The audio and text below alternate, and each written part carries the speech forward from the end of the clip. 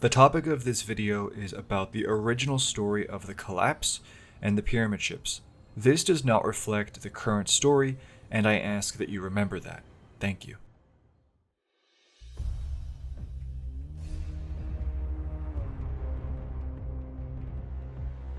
The collapse is one of the darkest events in all of Destiny. Hundreds of years of peace and progress consumed in a matter of days. In Destiny 1, the collapse was completely shrouded in mystery, with very little being known about it. After all, at that point we had no idea what the darkness truly was. As the years have gone by, we've gained bits of crucial information that have helped us piece together the picture that was the end of humanity's golden age. I believe we now comfortably know most of what happened. But that being said, I have noticed something that Bungie put right in front of our noses, and still everyone has missed it to this day. As the years have gone by, this original narrative has been left behind, and unfortunately, I am confident that we will never see this story resumed. But you still want to know what it was, don't you? Okay, to begin, let me tell you my interpretation of the collapse. This is mainly based off of the Maracena and Unveiling lore books, as well as our vision from the Traveler during the Red War. Starting off, we have the end of the Golden Age, with the Traveler on Io, the last place it ever touched before the collapse happened. While it's on Io, the Black Fleet arrives in our system and attacks it there. This can be seen in the vision cutscene from Vanilla Destiny 2. The Black Fleet is unable to defeat the Traveler, and it beelines it to Earth, with the fleet close behind. They fight for a while on Earth, yet the Traveler still stands. Fast forward a bit, and the Winnower, the actual darkness, shows up as a literal aura of darkness that, or when you take the veil into consideration, it sends that power as a weapon. The stars go out, and this is referenced also by the Stars and Shadow Pulse Rifle, and there are crazy gravity waves everywhere, gravity waves that we have yet to experience ourselves. Light all the way from the Traveler on Earth arrives and attacks the darkness, yet it is not enough. This event was witnessed by the Exodus Green colony ship, whose crew ended up becoming the Awoken. Fast forward again, and the Traveler loses the 2v1 on Earth. According to the Unveiling lore book, it's at this moment when the Gardener, the being of light connected to the Traveler, creates the ghosts, who in turn create the Risen. This was the philosophical gamble made out of sheer desperation, and it was enough to convince the Winnower to leave. The pyramids also left, sitting outside of our galaxy until the end of the Red War. Now that is what Unveiling implies, but with Lightfall, there's Savathun. Isn't she the best? She's the real hero. There was no Traveler sacrifice, there was nothing that the Traveler did, it was all her. She saved the day, and we have her to thank for everything, because now we know that the collapse was stopped only because she stole the veil, and that instead of looking for it, the Witness decided to take the Black Fleet, go to the edge of the galaxy, and wait for several centuries. Well, why wouldn't it do that? Okay, I know I'm being sarcastic here, but this is the pre-Lightfall story that I'm telling you about, so let's just pretend that all these plot holes don't exist for a bit. And speaking of plot holes, the Savathun stuff doesn't just wreck the original story, it still wrecks everything. But maybe I'll talk about that in a future video. The order of events that I just went through, that is my interpretation of the collapse, especially the pre-Lightfall version, and what happened during it. And with this in mind, I want to make something very clear, and it might sound obvious, but I'll just be very clear about this. The Traveler lost the collapse. It was badly damaged, and was forced into a dormant state for hundreds of years. Let's look at the other factions who were present for the collapse and see how they fared. The Winnower, alive, and I guess so is the Veil. The Witness, fine, alive. The Pyramids, there's still a fleet. The Hive, Savathun is still alive. Oryx and Xivu too if they were there. The Worm Gods, seemingly fine. The Vex, fine. And the Taken, sure. With this in mind, I'm going to play a cutscene for you, and I want you to try and figure out what I'm going to say before I actually say it. Okay, let's go.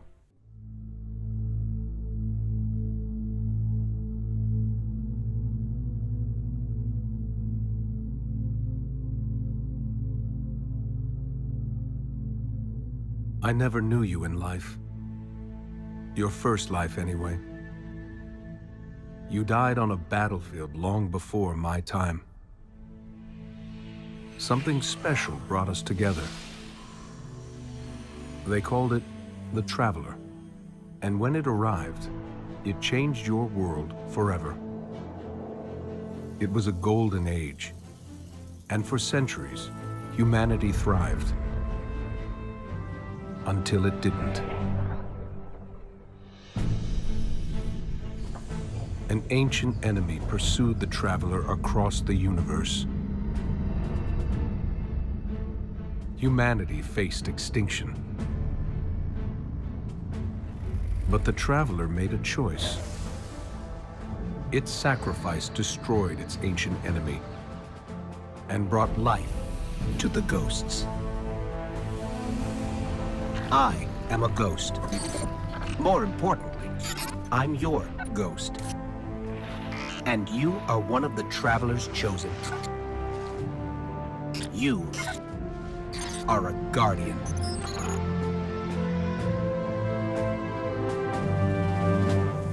This is your destiny. So after telling you the way I'm pretty sure the collapse played out, and after playing that cutscene, you know what makes absolutely no sense? The concept of the Traveler destroying an ancient enemy during the collapse. Like I said, this story is no longer canon, but the line was not randomly written, and I'll tell you why. This cutscene is a reboot of the first cutscene of Destiny 1, the one where the speaker talks about the Golden Age and the collapse. It's the exact same premise, with the Traveler giving us a Golden Age, everything being great, an enemy that came for us and brought about the collapse. Except, in the Destiny 2 version, there are some very clear differences. In the Destiny 2 version, we get the Golden Age bit, everything's great, yada yada, but when it talks about the collapse, it talks about the Traveler's ancient enemy, while showing what we now understand to be a pyramid approaching the Traveler. Not only does it look like a pyramid, but it sounds like one too. Point number 1. The ancient enemy is pyramid ship related. What's also interesting is that the darkness is never mentioned once, unlike in the Destiny 1 version. And nowadays, Bungie doesn't call the pyramids the darkness anymore, but the Black Fleet. Bungie straight up admitted during Destiny 1 that they didn't know what the darkness was. However, given the existence of the Gardener in the lore of Destiny 1 and the introduction of the Winnower in Shadowkeep, I genuinely don't think it would be a stretch to say that Bungie took the time to figure out who their franchise's antagonist actually was during the sequel's development. Something I would point to as proof of this is Kolobayev's art. Mark Kolobayev made 4 pictures as far as we're aware, all of them seeming to be pyramid related, although only one is clearly visible. It shows that Bungie spent a lot of time fleshing out a faction that during Destiny 1's time was completely ambiguous. It also took the concept of the pyramid ships and, in my opinion, took them out of the same category as the Traveler by associating them with a civilization that had a history, culture, and ideology. My overall point is this. The speaker states that the Traveler had an enemy and called it the Darkness. The Darkness in this case was represented by what I like to call the snake pattern. The pattern has since appeared in Destiny 2 at the end of Season of Arrivals, and it's also in the sky of Mars during the first Witch Queen mission. There's no way! Oh my god! No, that's the thing, that's the veil! That's the thing that obscures planets from view!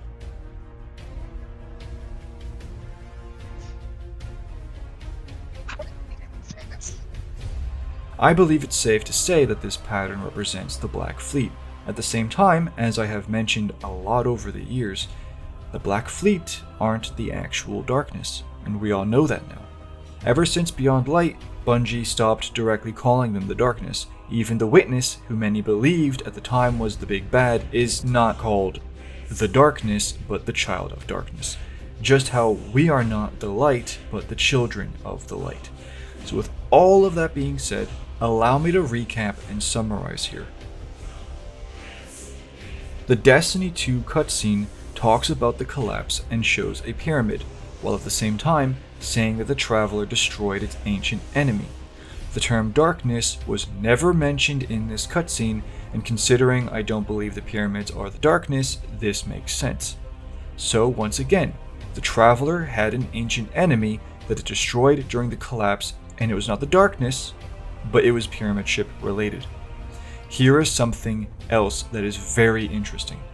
Our ghost says that this enemy was destroyed by a sacrifice, yet this sacrifice shows the Traveler doing a huge pulse, just like it did at the end of the Red War. It's the same sound effect and everything. At the same time, this sacrifice is completely different to what happened between the Gardener and the Winnower. As the lore book Unveiling states, the Gardener was beaten and was seemingly spared after the Winnower saw the creation of the Risen and understood what that meant, and decided to play the long game. Again, I'm taking the Veil and Savathun out of the equation because she kind of ruined everything, didn't she? So from what we've seen and from what we know, this sacrifice wasn't really what we thought it was it? I think it's fair we call it what it really was, an attack. This sacrifice was an attack made by the Traveler with the intention of destroying its ancient enemy, which it successfully did. And as I've painstakingly pointed out, that ancient enemy was Pyramid Ship related. And that's the breakdown of that cutscene over and done with. And before I forget, this is not the only confirmed attack made by the Traveler during the collapse, because in the lore book Maracena, chapter Cosmogyre 4, the soon-to-be Awoken witnessed the light of the Traveler come all the way from Earth to attack the star-shadowing, gravity-wrecking entity that had just entered the system. And unlike this sacrifice made against the ancient enemy, it was not enough. The shadow could not be defeated. And that, my friends, that is the Winnower's power for you. To quote Marasov, "Starlight was my mother and my father was the dark. The power of the Gardener was present at the creation of the Awoken, and so too was the power of the Winnower." Oh, and before I forget the other thing that I was about to forget, not only do we see the Traveler attacked by the pyramids on Io, but we see the ships falling into the sea, or the lake, or whatever it is. Now, I don't think this actually happened due to there being no destroyed pyramids on Io, and we know that they probably would have been left behind due to the fact that the one on the moon was. Instead, I interpret this particular defeat in the cutscene as a statement that the pyramids did in fact suffer a loss during the collapse. But anyway, that's that. Fast forward from vanilla Destiny 2 to Shadowkeep, and we get this cutscene. And after what I just told you, it's gonna hit different.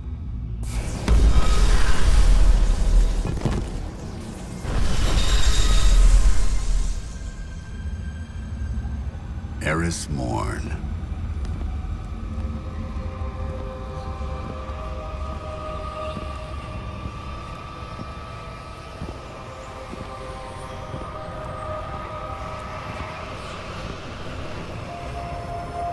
What is that pyramid? You've heard the stories of the Traveler's sacrifice, of darkness descending upon humanity. Before us lies a dark remnant of their existence. Was it struck down by the Traveler? Left here on purpose? The truth is ours to discover. Discover how? We find a way inside. Isn't that fascinating? When our character asks what the pyramid is and why it's on the moon, the immediate response is in regards to the Traveler's sacrifice. Considering we know that this sacrifice was in fact an attack against the pyramids, seeing this dormant, possibly damaged ship on the moon makes sense in the context of that sacrifice, and Eris even cements this by suggesting that the ship might have been here due to an attack by the Traveler. Of course, we know the real reason it's there. Isn't Savathun just so amazing? Oh boy. But yes, this cutscene again connects the sacrifice to the pyramids. So with all of that setup out of the way, who was the ancient enemy? And this is my final disclaimer. What I'm about to tell you does not reflect the current story. This is about the original story and everything that I have been able to gather so far about it. Okay? Okay, cool, nice. The Traveler's ancient enemy is not the Black Fleet, but those who once called it home. The ones who the Traveler gave a golden age to ages ago. The ones who had seemingly the light and the darkness. The ones who turned on the Gardener. The ones who worshipped Nezarec. The ones whose souls were changed. They are flawed, different, and concealed. They have no bodies, and they want them back. They have no king, and they want him back. I've spent years digging into the pyramid ships and their lore and their story and their secrets, and many of you will already know this. I have scoured through concept art, I've studied the architecture, I've even spent many hours collecting and editing the whispers of the pyramid race, and from Shadowkeep to Beyond Light to Witch Queen, I gained more and more and more information. I understood way back when in 2020 that there was a race connected to the pyramids. I knew that they had been given a golden age, that they had turned on the Gardener. I also knew from all the evidence I had gathered that more likely than not, they had once been human. My original Eldritch Theory video went over this, and for those of you who watched it, do you remember what I called the missing link? What the final nail in the coffin, see what I did there, was. Nezarec was the missing link. A character who was worshipped by what seemed to be ancient humanity, who had the void, and who had the ability to die and come back to life. Yeah. That basically confirmed that at the very least there was some kind of a golden age going on way back when, at least to me. Let's fast forward to Beyond Light. After Beyond Light was released, statues were released onto ArtStation. These, and most importantly, these. The King and Queen. On the stand of the King, what is clearly Nezarec's symbol is shown. And when I realized that they put this stand in the game, in Beyond Light, I was very excited for the future. What I did not understand at the time was that much of the content from Shadowkeep, Season of Arrivals, and Beyond Light was from the scrapped Destiny 3. Meaning that the pyramid stuff we got in Beyond Light was more likely than not Bungie's way of dumping whatever old unused pyramid assets they had left. Hence why when Witch Queen came out, they made a whole new tile set. And speaking of Witch Queen, when Witch Queen did come out, and the new pyramid style made the link between ancient humanity and the pyramid race even stronger, I was extremely confident that that part of the story remained. Because if Bungie had retconned it, then Witch Queen, the pyramid stuff would have been handled completely differently. But what also came to my attention in that era, the Witch Queen era, was the fact that the King and Queen made it into the game textures, although this probably happened back in Shadowkeep, and so it does tie into the Destiny 3 explanation. Season of the Haunted would also reveal that the Moon Pyramid was Nezarec's own ship. And it would also tie into the fact that he was seemingly still alive, again, hinting at an imminent return. And it would also give him a ship within the Moon Pyramid, the Chantry of the Darkest Hour. And lore from Season of the Haunted, in my opinion, has Eris teleported to this room. From everything that I was seeing from Shadowkeep to Witch Queen up until Season of the Haunted, this was the story. The Pyramid race were ancient human, most likely from Mesopotamia.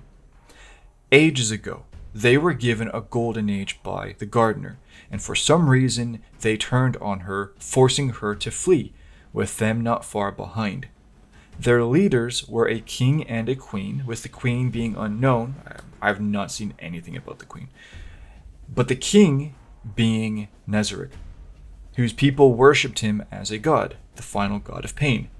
In my opinion, there is strong evidence for Nezarec having both the light and the darkness. He had the void, even does in Lightfall, but he had the void, could resurrect by himself, and the relics containing his remains in Season of the Plunder had, and I quote, pure darkness. No wonder he was worshipped. Another element I took into account was Anon the Nine. For those of you who don't know, Anon was a notorious leaker during the Forsaken era. Their leaks had an extremely high accuracy, and they were constantly giving us accurate predictions of what we could expect in Black Armory, or Season of the Drifter, or Penumbra, you name it. The last leak from Anon was about Destiny 3, and the key part being this about the story. During the collapse, the god of the Veil was slain in a conflict with the Hive. Since then, the Veil have been waiting for the Traveler to reawaken, so they can siphon its power to resurrect their dead god. Isn't it interesting that when Nezarec finally was revived, it was with the Traveler's power? You hear that, and then there's the whole ancient pyramid ship enemy that the Traveler destroyed during the collapse, and then there's Nezarec's ship being left behind after the collapse. With that in mind, I was able to piece together another part of the story. Nezarec and the Black Fleet, or King Nezarec, fought the Traveler during the collapse, and the Traveler's sacrifice killed him. The fleet was forced to leave afterwards, and that is why they waited at the edge of the galaxy for the Traveler to come back and reawaken. They needed its light to resurrect Nezarec, and the Traveler acting the way it did with Gaul seemingly broke the deal between the Gardener and the Winnower, and I made a video about that, so I did talk about this. And the Traveler acting that way, breaking the deal, it gave both the Pyramids and the Winnower the green light to go in, hence why the Winnower in Shadowkeep says, I'm on my way. It goes deeper though. Back in the day, the main reason why people didn't believe there even was a pyramid race was because when you went inside the ships, you didn't see anyone. And I made a video about this, and I said that more likely than not, the pyramid race had left the physical realm, but that they were still present in the ships in the form of their souls or spirits, whatever. And I'm not going to get into how all of that worked, right? But I will say this. There was one other option that I put in that video, and I didn't actually believe it, but it still was a valid option. That the pyramid race lost their bodies due to an attack from the Gardener. Let's look at some art from a scrapped cutscene that was supposed to show the collapse. These are the bodies of people, humans, who died during the collapse. And we know that everybody who died in the collapse had their bodies left behind because there's skeletons everywhere, on Earth, the Moon, Venus, wherever, you know? So with that in mind, now look at this. These bodies are being disintegrated, and in a very paracausal way too.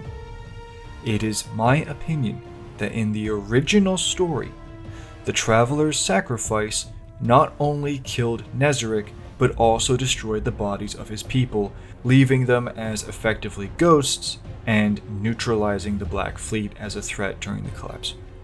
And speaking of which, what happened at the exact same time as the Traveler's sacrifice? Its sacrifice destroyed its ancient enemy and brought life to the ghosts. The creation of the ghosts. Now, I'm not making any massive statements here. There's not enough information to do that, but I'm just saying that's a bit of a coincidence. Okay. And so I believed that I had an idea of what the story potentially was, and I'm going to summarize it again for you. Nezarec and the Black Fleet fought the Traveler during the collapse, and the Traveler sacrificed itself to kill him and also nuke the race's bodies. The fleet was forced to leave afterwards, and that is why they waited for the Traveler to come back. They needed its light to resurrect Nezarec and also get their bodies back. And when the Traveler did wake up and destroy Gaul, which seemingly broke the deal between the Gardener and the Winnower, it gave both the Pyramids and the Winnower the green light to go and, I guess, collapse 2.0. But with all of this, there was one problem. The Witness, in my opinion, was created for Shadowkeep. The Witness, in my opinion, and I could be wrong here, but in my opinion, the Witness is the baby of people in the narrative team who did not like the original story of the Pyramid Race, or who felt that the story with Nezarec was too complicated or difficult to handle. The Witness effectively, with its boring, irrelevant philosophy about how it destroyed its own golden age, is effectively the reboot of the Pyramid Ships as a story. During the Witch Queen era, I put my foot down and I said this: the Witness and Nezarec are both powerful characters that are connected to the Pyramid Race, but they have completely different motivations, and I wasn't making that up for the giggles. Nezarec Sin's lore was the basis of that, and ever since Lightfall, that helmet's lore is now broken. The two characters were from the same faction, but they had different goals, with one being alive and in control of the fleet, but with the other dead. And I didn't know if in this newer story the Witness killed Nezarec or what, but from everything I thought I knew, right, I believed it was in the Witness's best interest to keep Nezarec from coming back. And yet his return was inevitable. So this is how I saw this newer story playing out. The original story of the collapse was still somewhat true, but with the addition of the Witness, one thing changed, and that was the whole Pyramid Race and their, I guess, motivations and their goals. This was also before we knew how the Witness was made, for the record. The Witness seemed, to me, to be more of a religious leader, while Nezarec represented the old culture of the race with their king. It's the old hierarchy. So with two different goals, the characters, if both alive, would seemingly be enemies, and I believed that the race needing to choose between the two would be very interesting drama. But that's just, again, my own, how I was thinking at the time. But in my opinion, I did see us, either with the race's help or without, resurrecting Nezarec. Us resurrecting Nezarec. And Nezarec is our enemy, but is the lesser of two evils. And again, Nezarec's sin, the helmet, the lore, actually confirms that.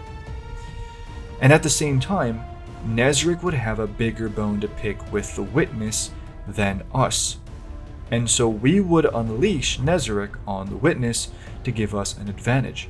And if Nezarec survived after the Witness was done, then we could deal with him in due time. It's whatever, right?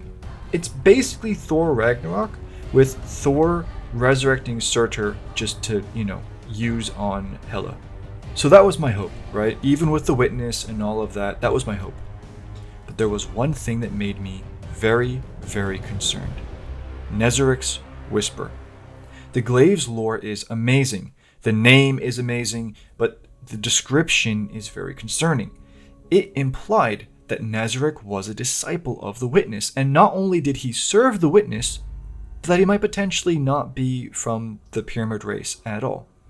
And I want to be really clear here. This was not me disagreeing with that glaive, the description, for fan-fiction-y reasons. As stated earlier, this broke the character's established lore, and it is still broken to this day. So fast forward again, and I knew Nezarec was going to be in Lightfall. But from the moment I saw that expansion, I hated it. And I could sense that Bungie was just making up stuff for the giggles. And I will say it again. In my opinion, Lightfall was Bungie making stuff up for the giggles. And they've been having to try and make a foundation for those giggles after the fact it came out ever since. And in the end, what we got was this. Oh boy. Oh, and also the fact that Savathun killed him. Wow, isn't she such a hero? That was when I knew that the original story and the whole concept of the ancient enemy had been well and truly retconned, and that the only thing that the Pyramid Race were really good for, and the Pyramid Ships, was just the Witness. Possibly the most bland and boring antagonist I have ever encountered in my life. That story, the original one, in my opinion, has been well and truly retconned. There are remnants though, Nezarec ended up being a disciple, but his origins and race was never truly established. Not only that, but his connection to the pyramid race and humanity is still maintained in Lightfall. It does seem to me like as much as they butchered his character, Bungie really couldn't make up their minds. And at the same time, there is the pyramid race. Most people don't know this, but the whispers you hear are not the witness. And while I normally use the term, in my opinion, I am going to be blunt here. If you believe that the whispers you hear are the witness, that belief is incorrect. The whispers in all of the pyramids, in Presage, the Black Garden, Icefall Mantle, and more are the voices of the pyramid race. I don't plan on making a public video about the whispers, probably ever again. That time has passed, but what I will say is that I believe that I have figured out in the context of this new story how the race are able to separate from the witness in spirit form, and that video is coming out soon.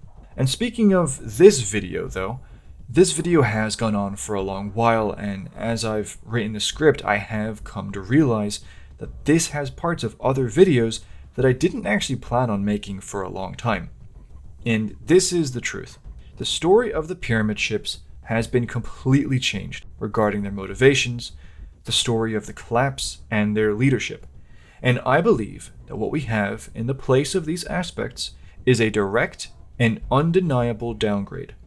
I think the pyramid ships as antagonists have been butchered, and I think that their story is a valuable lesson to any writer or narrative team on how not to handle a faction that you want to be menacing or interesting. And if you disagree with me, I will ask again. Did you know that pyramid ships are in the poster of the final shape? Do you care? And even if you do you think that they will do anything other than what they did in Neomuna? Yeah, I don't know about that. But that is everything for the most part. I will say this, and this is my final point. I've talked about so many different story arcs, so many different, characters and histories and whatever. This is my final statement. The original story with Nezarec, the collapse, the pyramid race, the souls, all of it. The king and the queen. In my opinion, it was designed to be the core of Destiny 3's story. And when that game was cancelled, a lot went out the window. And as I always say, it is what it is.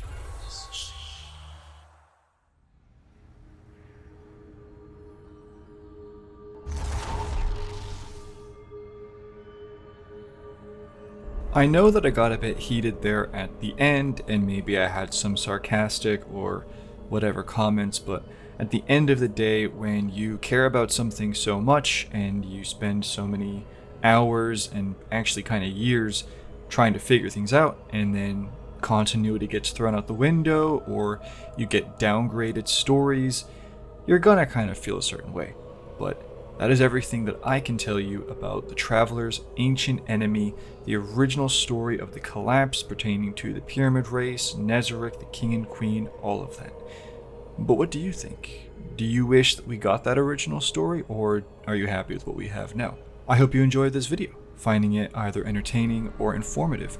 And if I hit the wombo combo, maybe both. If you want access to exclusive perks like early access to videos, exclusive videos, and icons, join the channel, become a member, and unlock the full experience. But yeah, I'll talk to you all real soon. Take care, my friends. Bye-bye.